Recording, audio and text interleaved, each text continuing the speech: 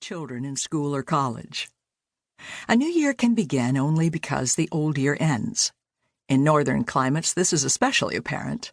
As rain turns to snow, puddles to ice, the sun rises later and sets earlier, and each day it climbs less high in the sky. One time when I went with my children to the planetarium, I was fascinated to hear the lecturer say that the primitive people used to watch the sun drop lower on the horizon in great terror, because they were afraid that one day it was going to go so low that it would never rise again. They would be left in unremitting night. There would be weeping and wailing and gnashing of teeth, and a terror of great darkness would fall upon them. And then, just as it seemed that there would never be another dawn, the sun would start to come back. Each day it would rise higher, set later.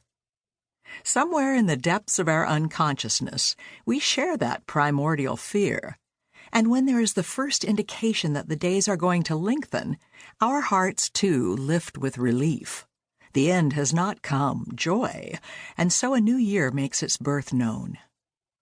In the Christian Church, these weeks leading up to Christmas, this dark beginning of our new year, is also traditionally the time of thinking of the last things, of the eschaton, the end. The night is far spent. The day is at hand. That day when all nights will be spent, when time will end, we all know it's coming. Scientists know it and tell us the various ways that it could happen, but as of now they aren't predicting when. Various religious groups have predicted the end of the world off and on for hundreds of years. Whenever one of these groups tells us that doomsday is going to come at midnight on a certain day, I always feel a little queasy. Maybe this time they're right. It has to happen sometime.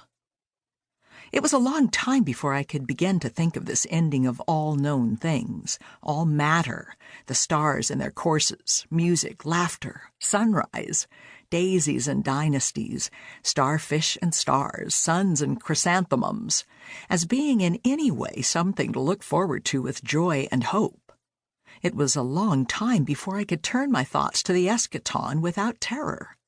Long before I'd heard about the atom bomb or the hydrogen bomb or fission or fusion, I feared the end of the world in much the same way that I fear a nuclear holocaust. And the description of the last day in the New Testament sounds very much like atomic devastation. The present sky and earth are reserved for fire. The day of the Lord will come like a thief, and then with a roar the sky will vanish. The elements will catch fire and fall apart, and the earth and all that it contains will be burned up. A nuclear holocaust would probably mean the end of human life on planet Earth, but not the rest of the solar system, or the galaxy, or any of the hundreds of billions of other galaxies in the universe. And nuclear warfare would be man's pride and folly rather than God's anger. The end of the world in the eschatological sense has nothing to do with pride or anger, and it is not just the end of this one planet, but of all planets, all solar systems, all galaxies. And what then? Is that it? Annihilation? No. Annihilation might follow an intergalactic nuclear battle, but annihilation is the opposite of what the eschaton is about.